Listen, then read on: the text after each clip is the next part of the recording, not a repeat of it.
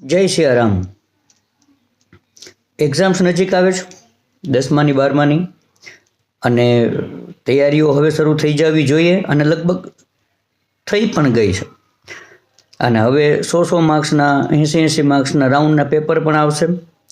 તો આવી પરિસ્થિતિની અંદરમાં પ્રિપેરેશનની અંદરમાં કઈ કઈ બાબતોનું ખાસ ધ્યાન રાખવાનું વિદ્યાર્થીઓ, કે જેથી કરીને આપણી મહેનત ઉપર પાણી ન ફરે અને આપણી મહેનત રંગ લઈ આવે. તો એ બાબતોની ખાસ ચર્ચા આજે આપણે કરીએ એક ચાર્ટની મદદથી, કે તમારે સાવધાની મેન્ટેન કરી રાખવી છે, કોન્શિયસ રહેવું છે, થોડુંક જાગૃત રહેવું છે. તો કઈ કઈ બાબતો એમાં મોટામાં મોટી નડતર રૂપ છે એનું આપણે ખાસ ધ્યાન રાખવાનું અને એને લાઈફમાંથી બિલકુલ કાઢી નાખવાની. એ કઈ કઈ બાબતો છે એ એક આપણે કોન્શિયસ ચાર્ટની આધારે ચર્ચા કરીએ. હવે જુઓ, લેવલ ઓફ કોન્શિયસનેસ એની અંદરમાં સૌથી નીચે જુઓ 20, 30, 50, 75, 100, 125 અને 150 અને 175.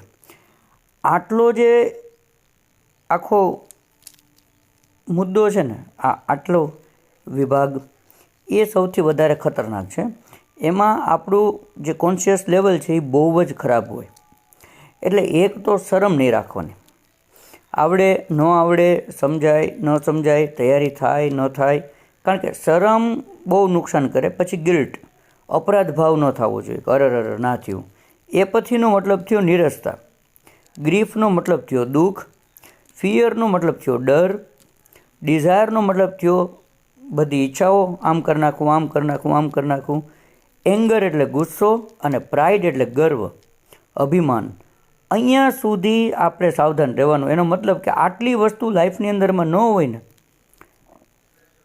તો 200 નંબર ઉપર કરેજ શબ્દ આવે. દેખો, ત્યાંથી હિંમત, સાહસ શરૂ થાય.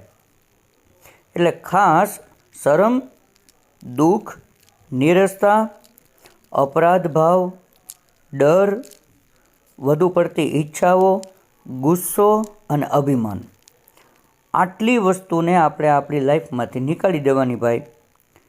તો કોન્શિયસ લેવલ બહુ સરસ મજાનું રહેશે.